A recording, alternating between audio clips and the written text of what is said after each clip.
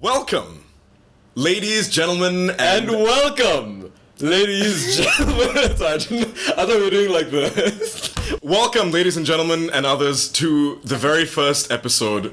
Sorry. It's accurate. No, you caught me off guard with others. It's very good. It's very 2020. It just genuinely caught me off guard. I like it. It's good. We won't get cancelled yet. Welcome! Welcome, everybody, to the very first episode of the Insenan podcast. My name is Nikhil Senan. My name is Nirad Senan. We're brothers. Brothers. And this is the Insenan podcast. And since it's the very first one, I think it's, oh my god, I'm gonna have to carry the full weight of the professional sort of host aspect of this show already. I can already see it. Firstly, who the hell are we? Okay. And secondly, what the hell is this show? Who are you, guy? I'm in advertising. I do a lot of photography on the side. I do copywriting professionally, and getting there. Internationally. See what I'm fucking saying? See what I'm fucking saying? But as an intern professionally, internationally. Wow. And we're Singaporean. Yeah, that's a thing that we should mention at the outset. We are Singaporeans, and this is a Singapore-based podcast. If you are Singaporean, I hope you enjoy. Please disagree with us. I'm sure you will. Yeah. And if you're not Singaporean, learn a couple of things, because broaden your horizons. So things that Nirad won't say about himself is that he's a brilliant guy. Somebody who's very introspective and has, in my experience, really insightful things to say about a lot of different things. And therefore, because I am not like that at all, and have grown up quite on the other end of the spectrum, being very loud, impulsive, and inaccurate, I felt that this would be a great idea for us to just come together. And since we enjoy spending time together anyway, to put some of these conversations out there and, hopefully give you guys some entertainment, because podcasts are great. Yeah. And hopefully this is a good one. I'm Nikhil. Nikhil in Sanskrit means resilience. And also there's two different interpretations of that. Do with that what you wish, lah. This is for those star sign fellas out there who are like, oh, fella, your moon is in the house of Kaflag, and therefore, yeah. Can I a lot, dude. There's these fellas out there, dude. You are confirmed a Taurus, and I'll be like, yes. Just to have the conversation. Anyway, a bit about myself. I'm a musician, chess player, writer. Recently graduated law student, and just all around full of a toque, man. Yeah, poet. Absolute full of it. A poet. Anyway, shall we talk about the segments of this show? Our first segment is called The Purge. And the way this works is we each will come up with a thing that we want to purge from reality, just from the world. From the experience of life. From the experience of life. And so this can be anything from a physical object to a living being to a concept. It could be an idea. It could be a popia flavor. Don't ever come up with a new flavor for popia. I see y'all. I see it coming. Oh, salted egg popia. Shut the hell up. I'll try it. I'll be honest. It'll probably be damn good. It'll probably be good. But on principle. Yeah, dude, just don't change it. Just yeah. You wouldn't put salted egg in the pop. Let's put it that way. So that's the purge. Things that we want to remove off the face of the earth. The second one we'll be doing is called What You On About. I thought it was art you're talking about.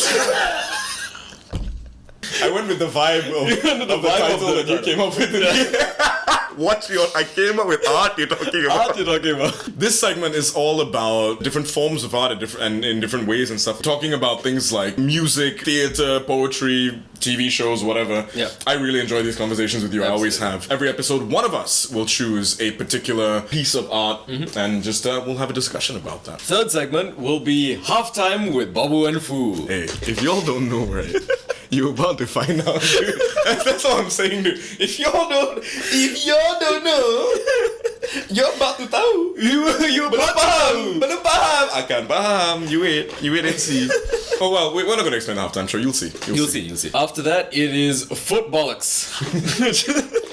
I shouldn't be loud. I should know this. Yeah. Footbollocks, and this is the point of the show where we discuss football because we both love football, live and die football. And for this one, I think the way we've decided to do it, one of us will pick a topic of conversation within the massive world of football, and we will have some totally unresearched and unsupported conversations. Because one of us will have researched this, and the other one will be like, but then what about Joko? Pure feelings. Pure feelings. The final one, the closing one. Oh, of course. The closing one. The closing one is comment time.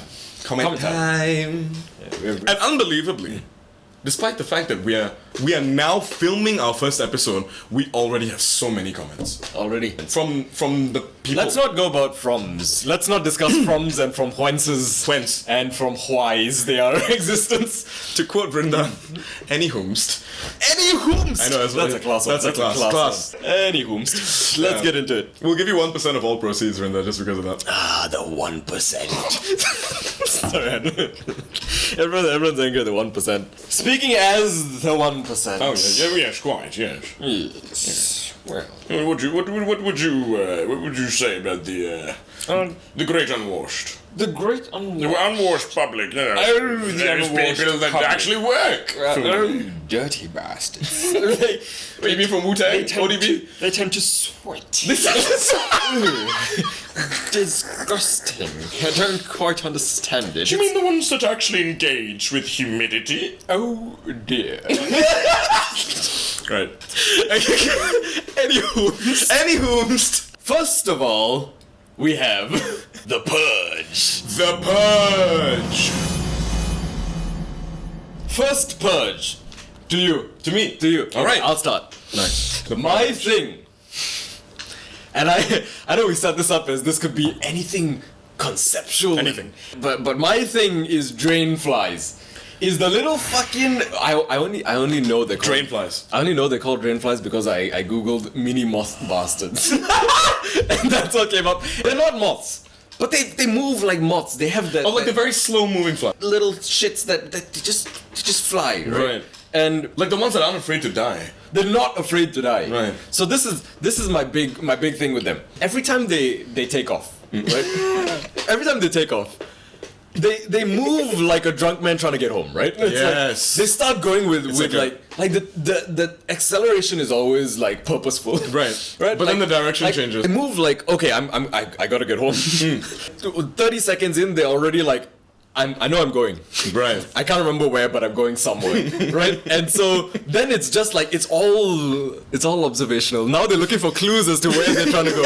I don't know where I'm going, but I know I'm going somewhere. Let's look for clues. What? That's a curtain. I'm gonna go there. Maybe that's where I was going. Maybe I saw the curtain. Maybe that's where I want to go. Because I'm interested in it now. Maybe I was when I left. These are the people. I mean, again, if we humanize them, right? humanize them, these are the people that the very productively driven among us use as evidence for the inefficacy of living in the moment. Because if that's what it's all about, You live in the moment to the point where you are second guessing your own initial decisions. Yep. What is the point? what is the point? What is the point? There's something in between there that I think is where life is really where it's meant to be lived. Somewhere in between drain flies and KPMG employees. Shout out KPMG. My bad, KPMG, no shade. Please sponsor us. Oh, KPMG. by all means. What does KPMG stand for? Kill moths, please, guy. Kill moths. That's KMPG. Kill, please, moths, guy. Okay, wait. I wanted to talk about the rampage day that I had. please, which was the day that there were 20 of these motherfuckers in the kitchen, and so again, like we said, right? They're slow. They're slow, and they have no real purpose. So they're very easy to hit. And the thing about them is, I never want to squish them because it's I don't want to deal with the dead bug on the hand, but I want to hit them. Because like you just swipe these bitches out of the air. You can. And you really can, and it's the tiniest but satisfying thud. Like when you hit them, you know? If you at speed, right? Yeah, because like they have more weight than a mosquito. These things you can hit them, and when you hit them, they go down like a missile, right? Like and they drop. True. It's like hitting a tennis ball. You can see them. Yeah. You can see them land, and you're just like, oh, so I knocked you out. You may be dead, or you may be knocked out. If you get up in 10 minutes, You weren't dead. you weren't dead. And good on you. Enjoy the. How do you know if what? Maybe they all are born smacked. Maybe That's why they move the way they do. There might be. Maybe that's why they're stuck in the kitchen. That's what I'm saying. The rest of them are just out there, Living life accurately. These are the first who have to stay dedicated. close to food in order to survive. Just oh no! Yeah. Man. Bouncing off things, landing on things. Then I'm just re-smacking. Yeah, that's the point. That's terrible. My purge. Yes. This week, I am purging arrogance. I'll do this in phases, notionally and then argumentatively. So what I would say arrogance is, and then within that framework, what I think about it. Okay. Notionally, I would contrast arrogance first with confidence.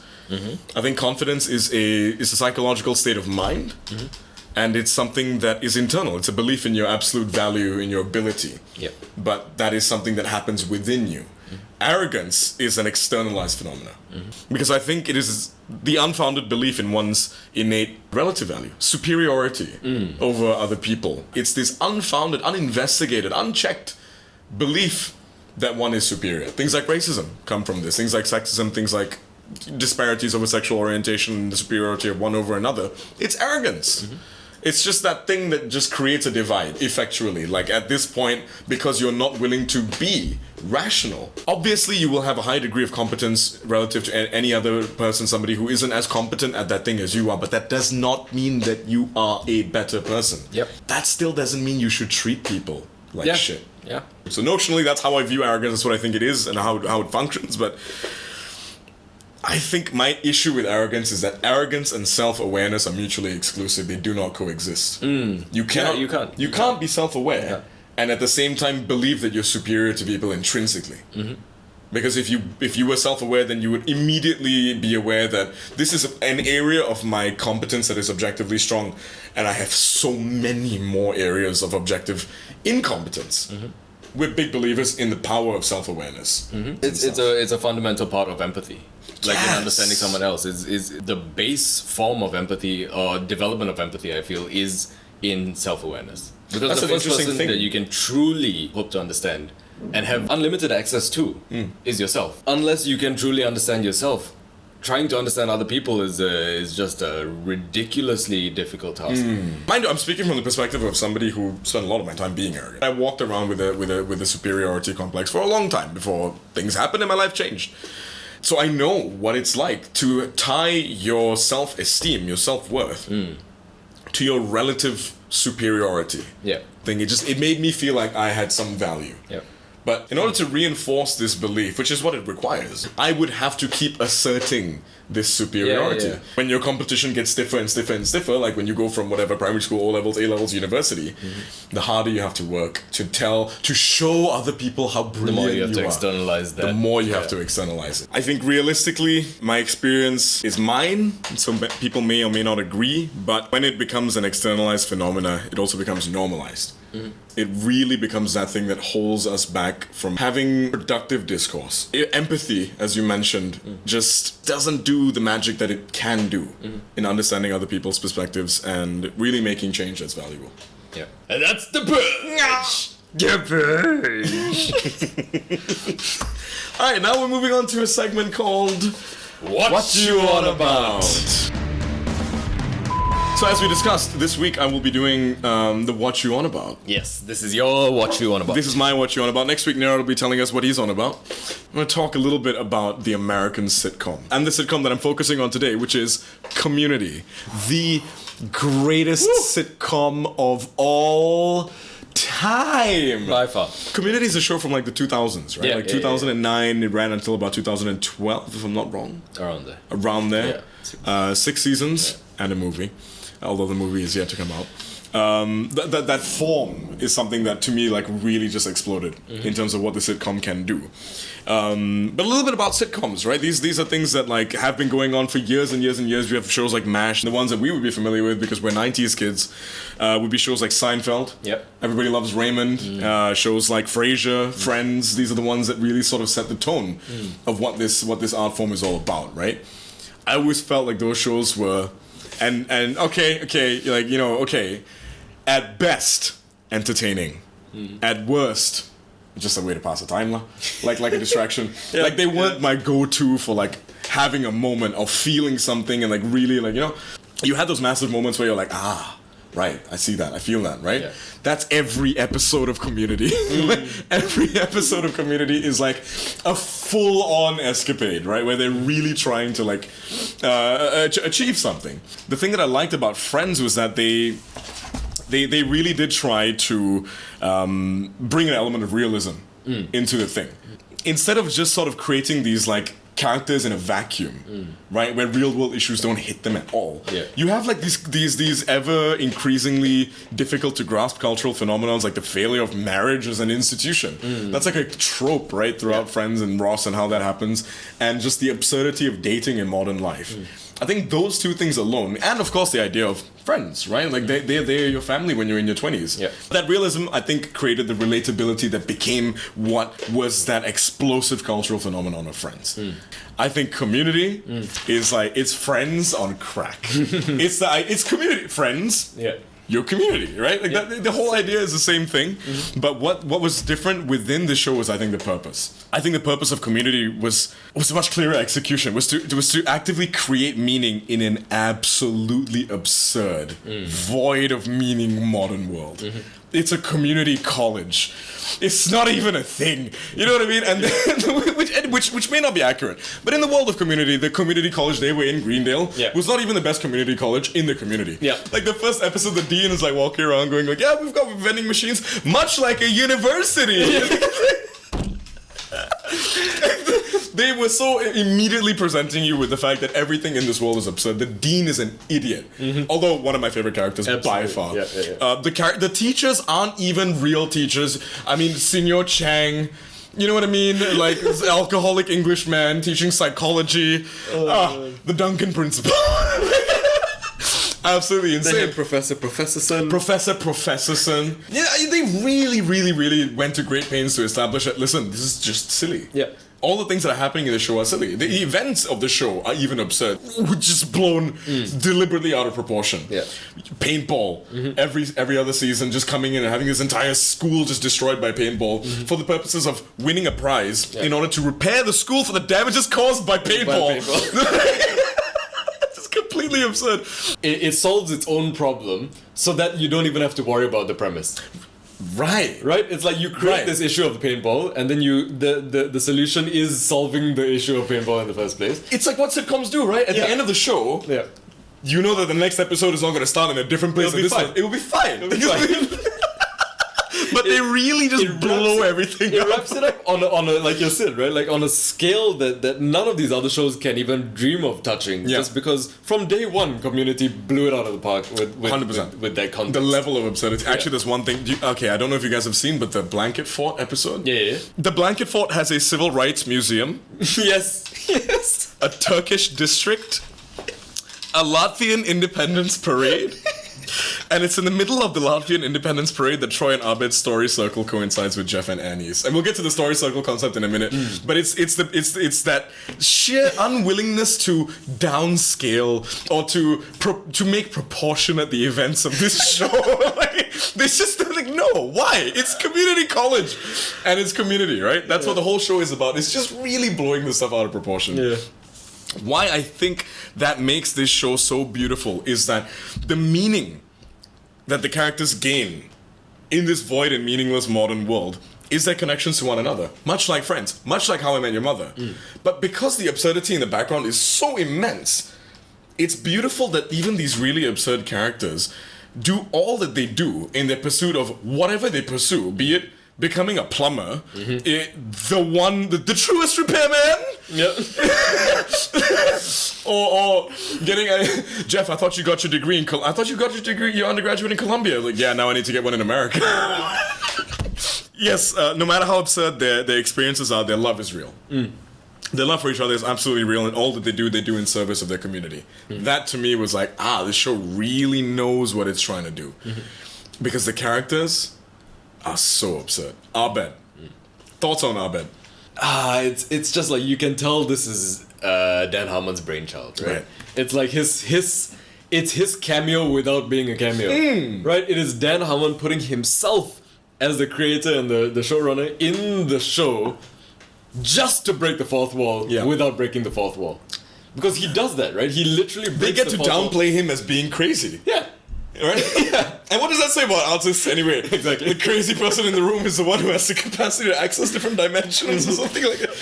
I just love Abed. What a guy. I see your value now. Yeah. You know what I mean? Episode 1, yeah. Oh man. I think that Abed was that guy that when we started watching the show, which came out in 2009, was like, you can do that? I felt like Troy watching every episode of Community was like, this is breaking my brain. You can do this. I didn't know you could do this. You have a guy who's just out here going, we're doing a bottle episode. And then they get stuck in there looking for it. And it's like, Jeff is like, I'll see you when I see you. We're doing a bottle episode. And Abed goes, yeah. His engagement with other characters, despite the fact that they address him in the show as having Asperger's syndrome, right? That's how they say that this is what is his thing. He's on the spectrum. And he has these particular peculiarities in his personalities, his deliberate sort of mechanical engagement with people on an emotional level, but having just this huge meta view of life itself, his capacity, the Dreamatorium. Oh my god, yeah. His ability to synthesize life in a show, which is a synthesis of life, right? Like he's got his own shows within the show, and he just loves doing this. He loves actually being that character that just breaks things down. My favorite Abed line, and when I knew this show was amazing, as long as I've been alive, I've always wanted to be in the Mafia movie. I've always wanted to be in a Mafia movie. That's when I was like, dude,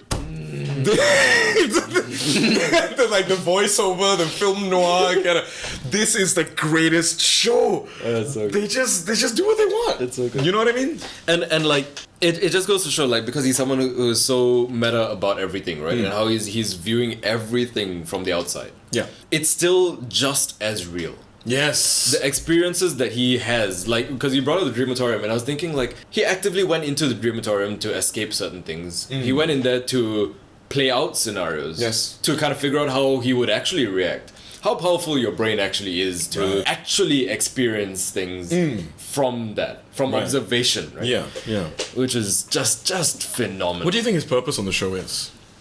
His Because purpose on to the quote show- him directly, he says, much like the Dreamatorium, have a higher purpose. You know, he says that, and Dan Harmon wrote that dialogue, presumably, as a showrunner. What do you think Abed's purpose is on this show?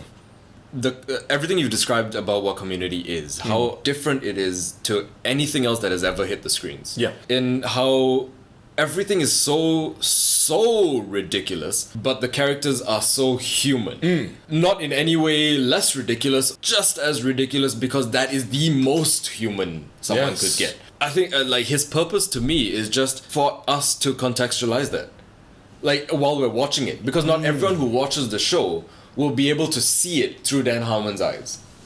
But by putting Abed in there, You get his perspective. you get Dan Harmon's. It's like having director commentary, Nice. but only when necessary. Nice. Only bits and pieces when it's going to add to the, like, when he's going that deep. It's like the entire show has an underlying dramatic irony to it because Abed even exists. Yeah. Like, which calls to mind that episode where he goes, yeah, I leaned on that whole trope of us being in a TV show a lot. I'm gonna be in the background this episode. Exactly. And then they call back to it, right? They're Yeah. like, what's Abed doing? he's taking a break this episode, and then they look at each other. Did we just say like episode? And like, I absolutely love some of the story arcs that occur. Like Troy's maturing into an adult. Yeah. Oh my god, like his raw talent as a repairman, and that whole thing about him and his relationship with Abed, how that's affected, how they had to battle this whole thing out in a blanket fort versus pillow fort thing. Just unbelievable. I love Shirley. I think Shirley is so fucking dope. Like, she takes every opportunity to just do what no other character on the show is willing to do, which is just be problematic. Other characters on the show are problematic involuntarily. Yeah. Like Annie's neuroses, Jeff just being a dick because he's a dick. Like, you know, the Britta-ing everything. Right? Like, they are problematic involuntarily. The easiest one is Pierce, right? Obviously. Old, racist, bigoted, terrible human being, right? He doesn't have any choice in the matter about being disruptive. Shirley, on the other hand, is an expert in being amicable. Yeah. Right? Yep. She has an entire register of voice dedicated to not causing problems. Yep. And that, to me, like, you know, we look at it from the perspective of, like, women, not just in life, but on TV, how it happens, right? Like, most of the time, women on TV shows are just there to kind of play the role of the woman, right? Have you heard of the Bechdel test? Yep.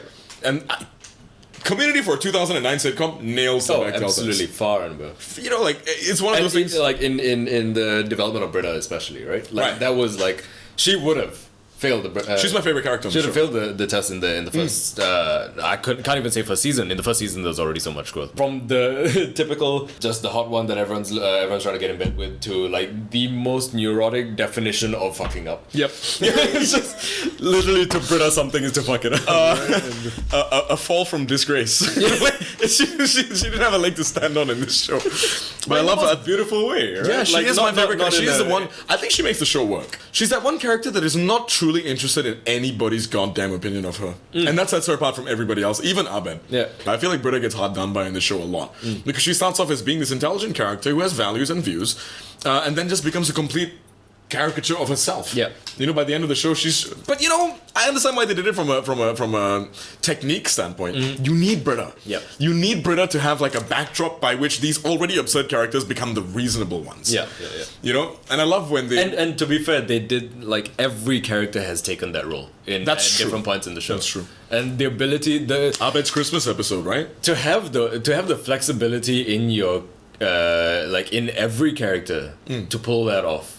Just without it being Contrived. Yeah, Right? It yeah, doesn't yeah. feel as though it's just shoehorned in. exactly because they've developed such in-depth personalities that like picking at this, you could see how they could be that person. That you could see how they could like lose it to this point about this little thing, but it makes sense for that character. It doesn't. It never It doesn't feels feel like it's being forced, right? Yeah. I love how characters on this show can be that different.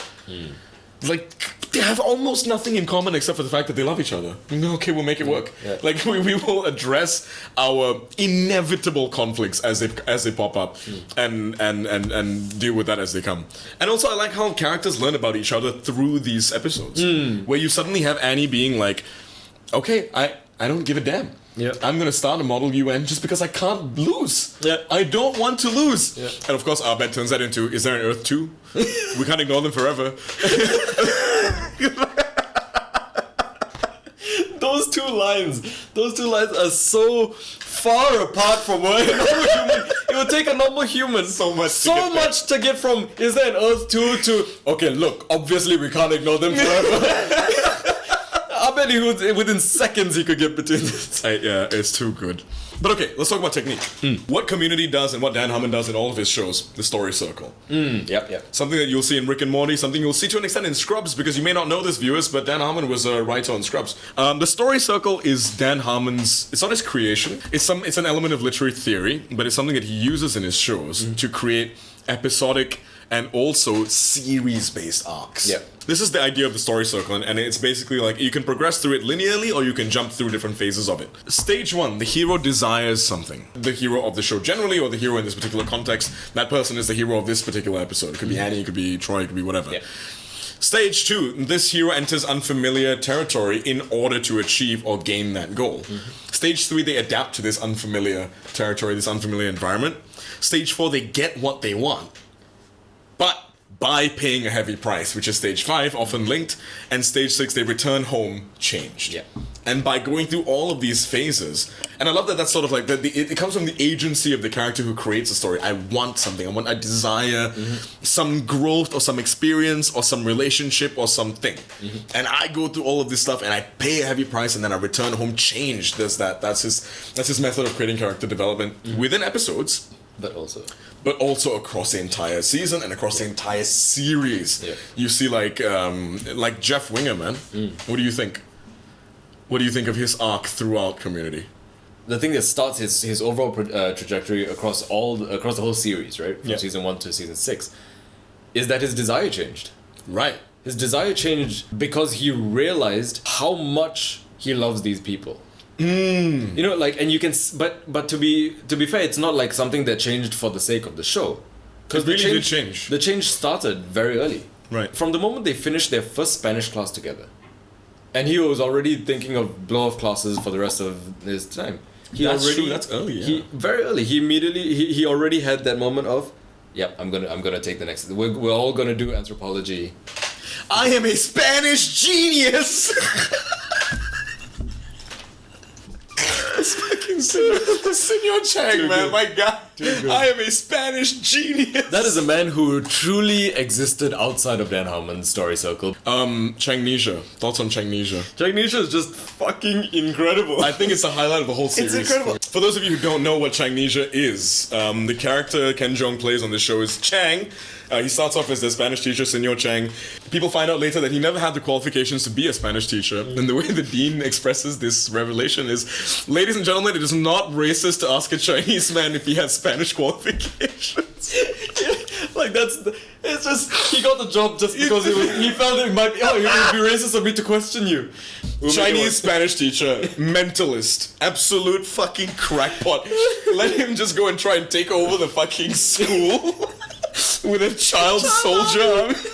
So he takes over the entire school, and when he gets found out that he had like a fake dean running the school, a puppet dean, then having to run away. Yeah. He pretends to have forgotten everything that happened, appears naked, and he shows up with a card that says, "Hi, my name is Kevin. I have Changnesia." And they reintroduce him to the show under the guise of a medical documentary on Changnesia. Like, Changnesia is an incredibly rare condition. How can you have amnesia if you know that you are Chang? Yes. But the professionals decided, therefore, this is a new kind of amnesia. Rather than bullshit. Rather than calling this fucking idiot out for That's what I love about this show. They will just... It's turns that you only see if you're really creative. Yeah. Like, who would think of doing that line? Yeah. Like instead of saying it's not amnesia, that it is Changnesia positively is a new kind of condition. And for context, how long did Changnesia go on for? A season. That's why. A whole season. season. They started character development of Kevin. Kevin, oh my God. Kevin had a personality. Kevin was a guy. Bear down for midterms. Bear down for midterms. Was a whole. That was Kevin, right? No, but I think that was Chang. Was that Chang? That was Chang. That's season 5. Oh, that was Chang's redemption arc. Chang's redemption You're arc. right. That was a whole other thing. It was just so Kevin-esque at that point. But Bear that's what I down mean. for midterms. Like I'm Kevin- aware of the phrase. It just doesn't mean anything. And then he starts to break down. Oh my God, yeah. That was such a Kevin moment in Chang.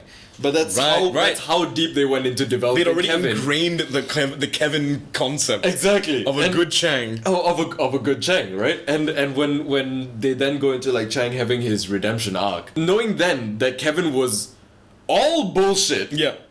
And therefore Chang was conscious of what he was doing. Yes. So he acted as a good guy for like a whole season. So now he actually kind of wants to be that guy. It's right? It's like now he's He had actually the trying experience of doing good things and how that made him feel. and how people would treated him differently. How Wow, everyone I wanted never to be touched nice to that. him. That's amazing. Right, and then Actual growth. actual growth. And like he Through insane means. We don't recommend this, guys. phenomenal. Now there's a man who knows how to marry his cousin.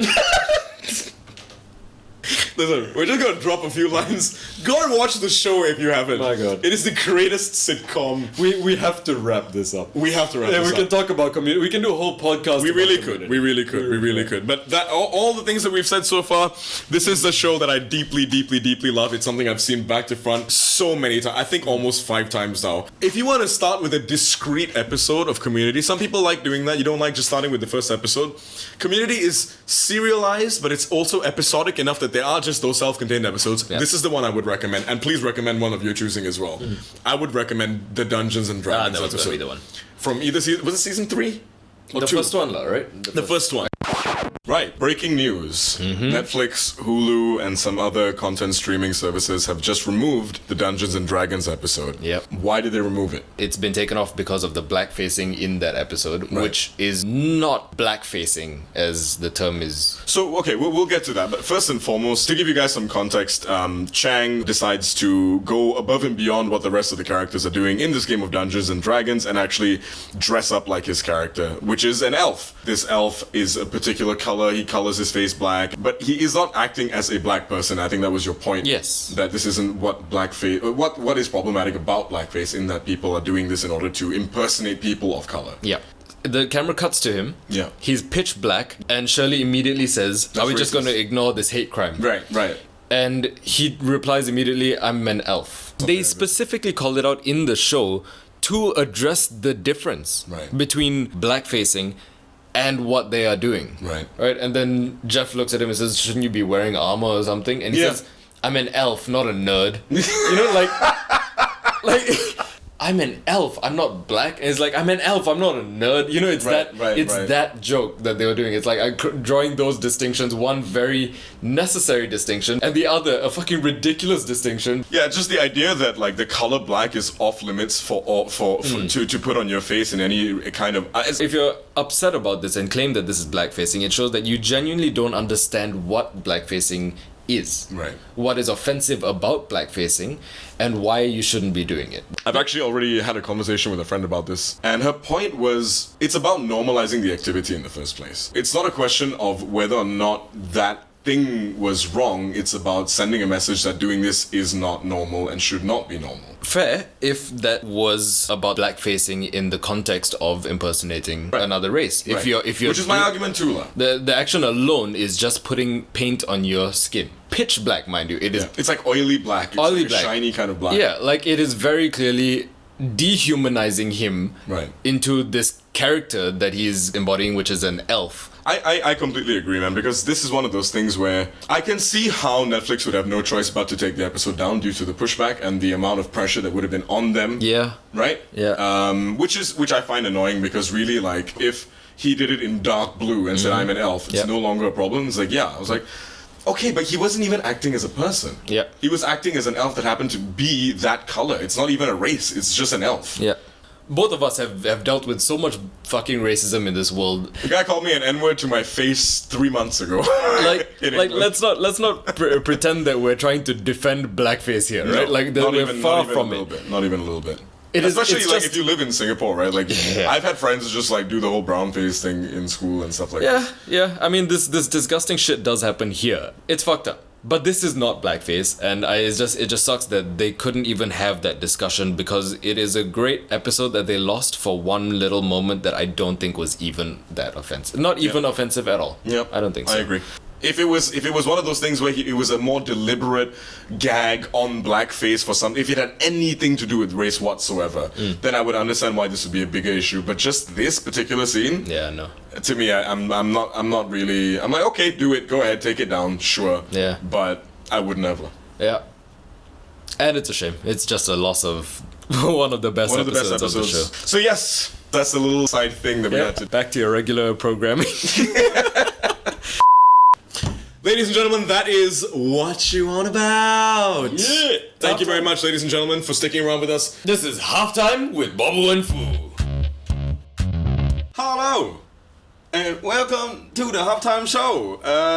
With your host here today is me, as you know, Uncle Fu, and my co-host. I Bobudin. Okay, first of all, for those of you watching, this is the real show lah. Okay, they give us this slot when we say halftime. What strikes you so far, Mr. Bobudin? Bro, you see, the thing is, right, okay, so first half is done. They a bit all over the place, you know? They like a bit stupid, a bit serious, like, attitude is wrong. So how do you want them to be more? They need to wake up the idea. In the second half, you know what I want to see? What do you want to see? I want them to just like, really like, you know? Grab it by the horn. Like that. Like, just go to the heart of the issue. Stop making all this nonsense. Go round and round circle.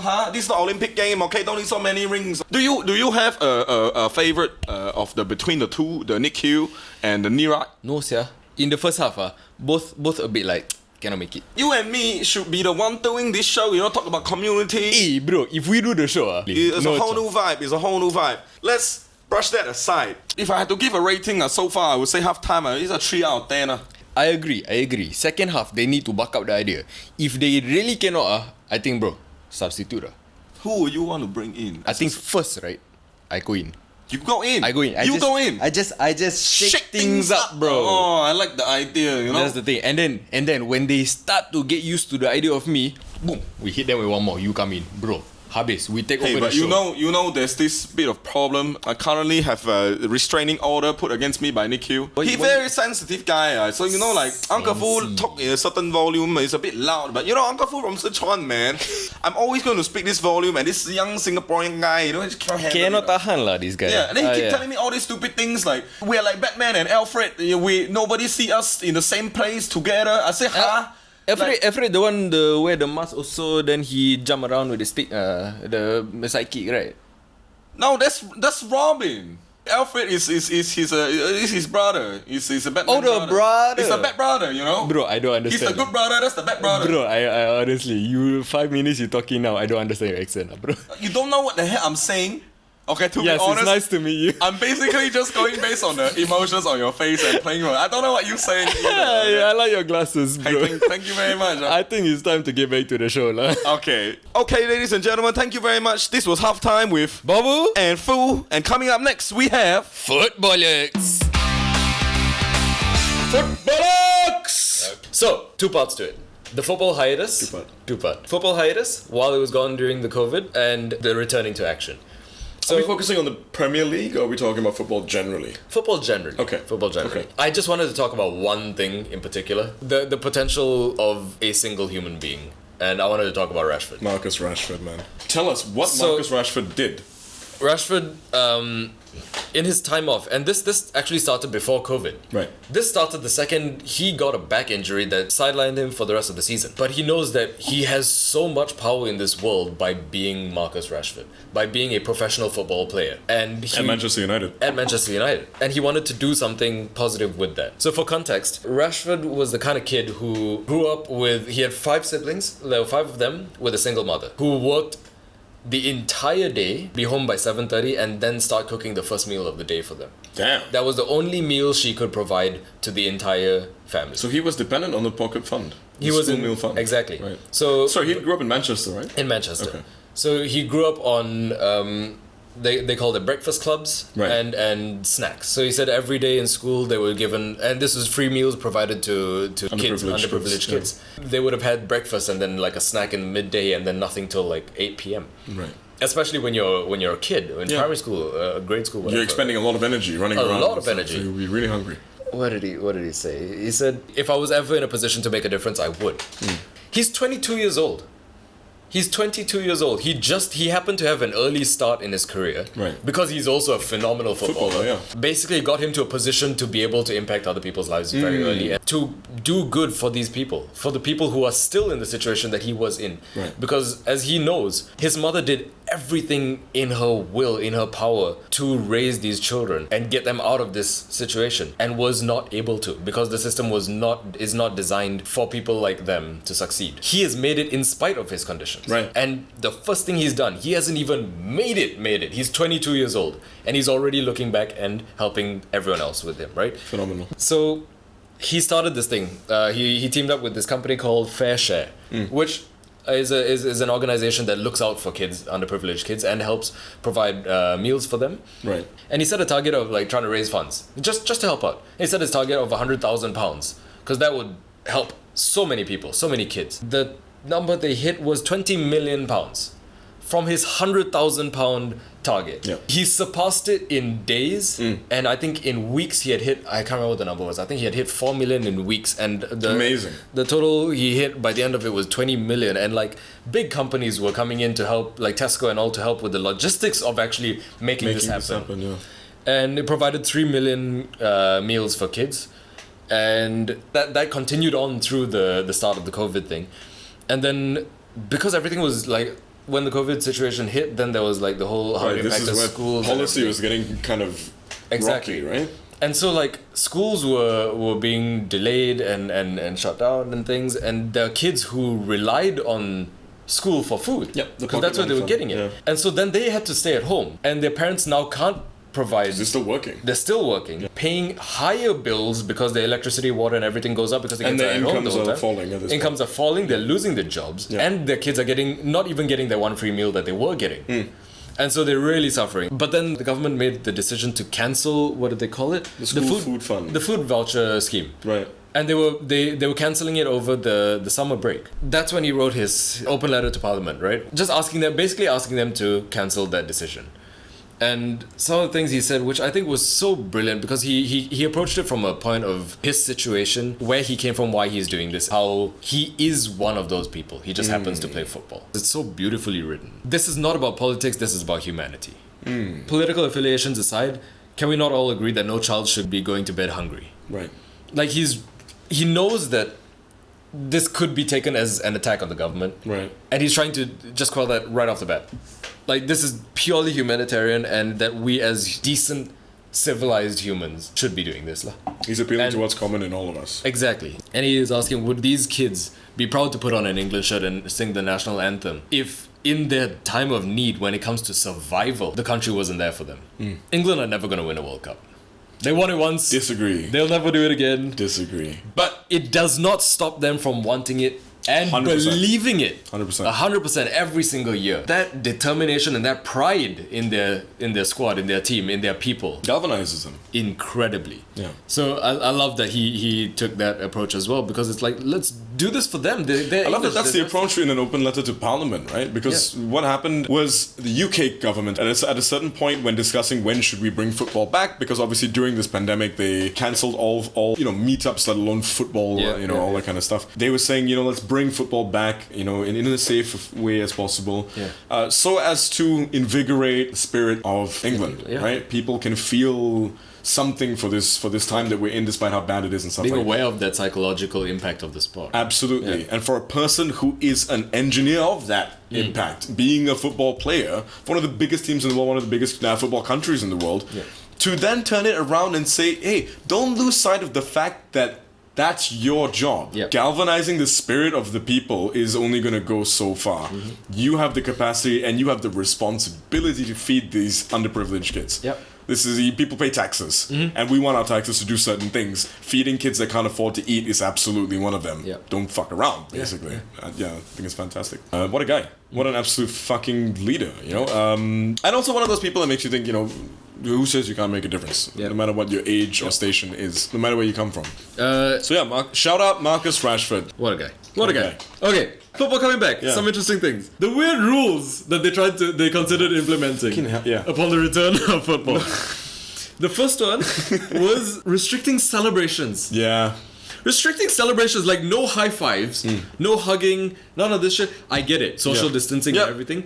But at this point, if you're on the pitch playing a contact sport, training all week, you're together, you're sweating together, eating together, everything, like you can social distance behind the scenes and everything, but when you're on the field, that all goes out the window. Right. It doesn't make any sense. It's just ridiculous. It's just psychological, right? I think it's like just like trying to make something seem safe. It's like without actually making any goddamn sense. It's so illogical. It's so quickly torn apart. But like I like that.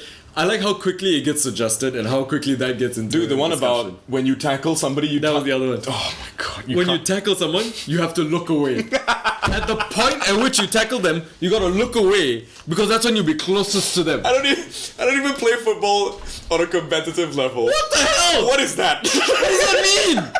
At the most crucial part of the tackle, trying to get the ball off this guy when you're making contact. Do it for me, no. Break eye contact. Look away.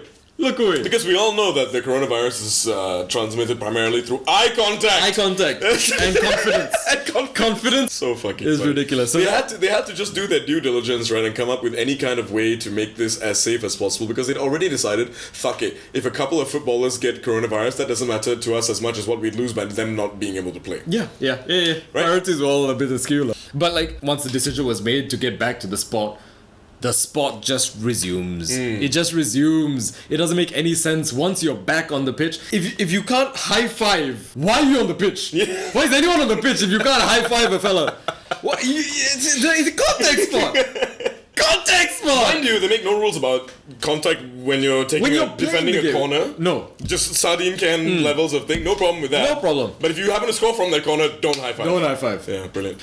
Anyway. What do you think of the infinite subs? Well, not infinite. 5 subs? I thought... 5 subs, interesting, right? That one, it actually wasn't... It's not because they would be tired. Because they'd be unfit from being off season for That's so long. all. It's more from how strenuous the schedule is going to be.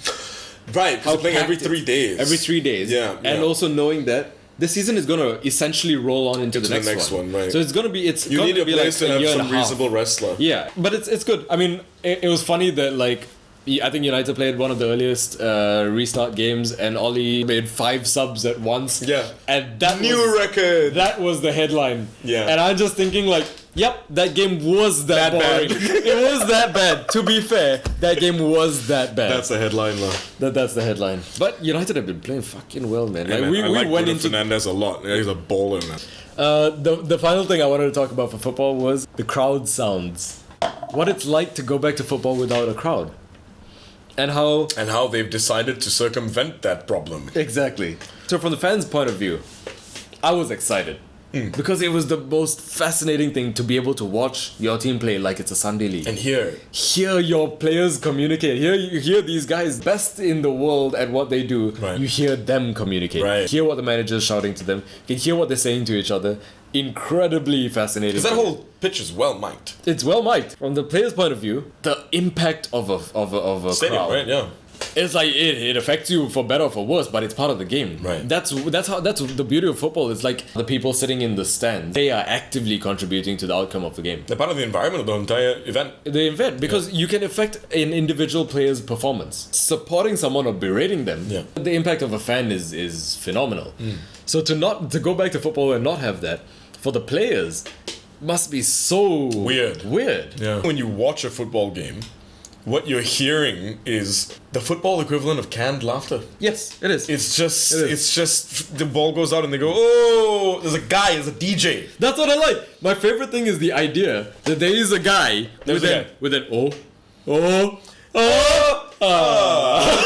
like he's got the, and he's literally a DJ and he's just playing it up. And he's gonna like blend one into the other. Yeah. You can tell like the I've seen them get it wrong. Yeah. I've seen the ball go out and they go, it's amazing. You pressed the wrong button. I knew that I didn't like it immediately and that I Yeah. would have preferred for it to have just been dead silent. Because I watch Liverpool games. Ah, yeah, I am yeah. a Liverpool fan. Yeah. It's so soft. Yeah. It's so soft and weird, and why? What is the... So my hope is that it's not just something they're doing for our benefit, because in that case, fucking forget about it, right? Yeah. I hope they're doing it for the players. I hope it is being blasted in the stadium. This is the thing. I don't think it is. It's a TV option. Right, then Nola... It's not for the basic... So you can't turn it off. You can turn it off. Specifically Weird. Sky Sports. Yeah, on Sky Sports specifically, you can turn it. It's an option. Very interesting. In seriously intense games where the commentators can't hear each other. Yeah. They're yeah. like, it is deafening right now. And you can hear it because even though the commentators are speaking into a dedicated mic, you can hear how loud it is Yeah. around them because their mics are picking up the, Yep. in a the booth. cacophony of sound. It's just phenomenal. And you're never going to have a sound guy Yeah. push the volume up just because he's feeling it no, in absolutely. the game. Right? Yeah, It's just- absolutely not. Yeah. My final thought on this Go was, on. because of the whole artificial sounds, Yes. I wanted to know how far they were going to push it. Trying to recreate that atmosphere, right? Right. Like we were talking about, like, blast the volume. Yeah, just, yep. just like 60th minute.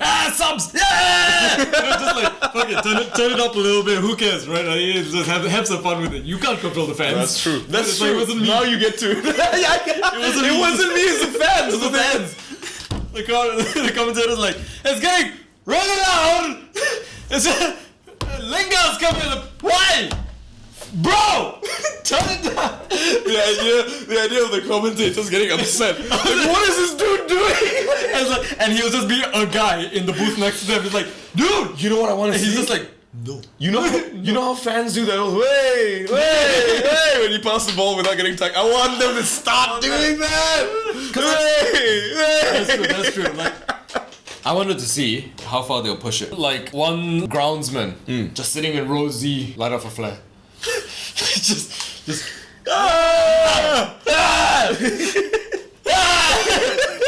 another one who's like, I want to see the police just barricading no fans, holding them back. Like, come on, guys, keep it organized, guys. I know you're excited. I want to see one guy wheel like a giant screen onto the pitch as a streaker, like live streaming a streaker onto the pitch. It's just a guy fully clothed running a screen onto the pitch. No, a guy in green suit. They green screen him out after. And then just Have the cops run in and like cuff the screen and take it out. Anyway, I think that wraps up Ladies and gentlemen, Footbollocks. Footbollocks! Now, you realize we're on to the final segment. My goodness. This is comment time! GMT plus 8, because I researched what is the most common time. So I thought, okay, what is the most people of a specific time zone? I love that. Brilliant. GMT plus 8, that was it. Just our time zone. Our time zone happened to be as well. I was like, yeah, okay. So Were there a lot of comments now from the last episode? there were quite a lot of comments from last episode, given that this is our first episode. That's very impressive. Let's hear what the people have to say. So, from user made up nickname. Nice. I liked what Nikhil was saying about the clown balancing live penguins on his nose. Can he explain that situation a little bit more really quickly? So, very quickly, realistically, the job of a clown is very difficult. You have a lot of, everything you do has to do with coordination, right? Yeah. Whether you're doing dancing, or whether it's timing, or whether it's juggling, there's a coordination element to everything. True. You even have to coordinate the visuals of your entire look, Yeah. right? Everybody knows penguins are flightless birds. They don't help you out when it comes to balancing acts. If you're trying to balance a eagle, it could maybe sort of like buoyancy, a little bit of buoyancy. Yeah. And to choose the nose, I think makes perfect sense because it's like a throwback to seals balancing balls on their nose. Now you already have a ball on your nose because you're a clown. And then you try and balance two flightless birds on top of that. You know, I just think it's a fine art. It's brilliant. Made up nickname. I hope that I hope that answers your question. Honestly, thank you very much for your comment. I appreciate it. It's good that you left us that comment, and it was something that needed to be addressed. Yeah. And if you feel that way about this episode that we've done, please address any particular aspect of it that you'd like. Any, including our comments. Yeah. Your comments. Second comment we have. Yes. From user John Doe, dear female dear. I really hate the shirt Nikhil was wearing in this one. In this episode. I don't know how he knew from the last episode. You know what? I think it's Anonymous. Anonymous is behind this. It's true. Because they have the ability to, you know... It was John Doe. You wasted my joke. My joke was supposed to come back full circle to John Doe. Damn it. Alright. Thank you, John Doe, dear female dear. Also, I struggle to keep a straight face with John Doe, dear. Okay. The next one comes from user running out of names. It said, that Nikhil guy doesn't know shit. Yeah, dude, honestly. I don't spend a lot of time with shit. I do some scatology when it comes to music, but truthfully... Mainly jazz. Mainly jazz. Oh, dude, the camera just did a thing. So the next comment is from user... Oh, I thought of a new name. Man, I don't know him, but that nerd guy seems pretty cool. Thought you might want to comment on that. Honestly, I think Nirad is one of the most underrated people in the world. And that's enough of that. This is where I decided, okay. Hang on, that's not to say that his objective value is anything. It's just that he's so massively disrespected. His sheer mediocrity, it just doesn't have the opportunity to shine as I believe it should. Ooh, don't know how I feel about that one. What do you think? Let's not get into what I think. So, at this point, I ran out of comments that I was clearly coming up with. What do you mean? Nothing! So, I started pulling comments from other people's videos. Oh, dude. So, what we have here Amazing. is a comment from Monica Salgado. What is your guys' favorite movie of all time? Oh, wow, what a great And I thought question. this was a great question. You see, it really gets to the essence of preferences, the kind of media that they consume. What do you think of the question? It's a great question. I think it's a great question. a So fantastic moving question, on. yeah. The next one from Rookie. Hi, Rookie. This really shows that money can't buy taste. You know what? Free podcast. Taste can't buy money either. Ah! Final comment came from G-Man. Hi, G-Man. 12 hours ago. You're right, G-Man. Thank you very much for your comment. What's with the ketchup on his face? You know, honestly, it's all about a dedication to the art, right? Either you do the WWE/WWF thing and really pull out a razor halfway and cut yourself, or you full on just act like it's just a question of how convincing you want your performance to be. But what if it's not ketchup? What if it's actual blood? Mom's spaghetti, knees weak, arms are heavy. There's vomit on his sweater already. Already. Gina Lanetti. And that was our last comment? That was our last comment. Thank you guys very much for your comments below. We really do appreciate it. You didn't actually leave any. That doesn't matter. It doesn't matter. It's the thought that counts. It is. And we thought about it. And it was our thought. It was our thought, but it counts. It does. And that's what matters. That wraps up Our very first episode of the Insenan podcast. Yeah. Guys, we're open to criticism. In fact, we I used to it. Yeah. So let us know what you think about any of the things we actually talked about. Get involved in the conversation, what you thought about the actual discussions. By all means, share the podcast if you like it. Honestly, for our sake, we have to also say this. Please share the podcast even if you don't like it. At this true. point, That's true. that works for us true. way better. We can't rely on just people bank on people liking it. Like, it's not yeah. gonna, But please do. Share this with your friends and family and anybody that you think would like any of the segments. If you think based on what we've done here today, there's another thing altogether that you'd like to hear us talk about, let us know what that is too. If you have ideas on different shows that you want us to talk about and what you're on about. Yeah. If you've got specific topics on football that you're thinking of. For example, if you had like an aneurysm from hearing about Manchester United and company for a full-on, segment of this show, I completely understand. I'm bleeding internally as we speak. I'm going to the hospital as soon as we stop filming. Thank God. Take one for the team. I didn't know where you're going. But yes, get involved. Leave us a comment. The best comments that you leave, we're going to talk about them in our next episode. That's true. We won't have to make them up again. We never made... Man, guy. Oh, I know him. It was... I thought it was one of the guys. Bye! Bye! Sweet. Good shit. Nice.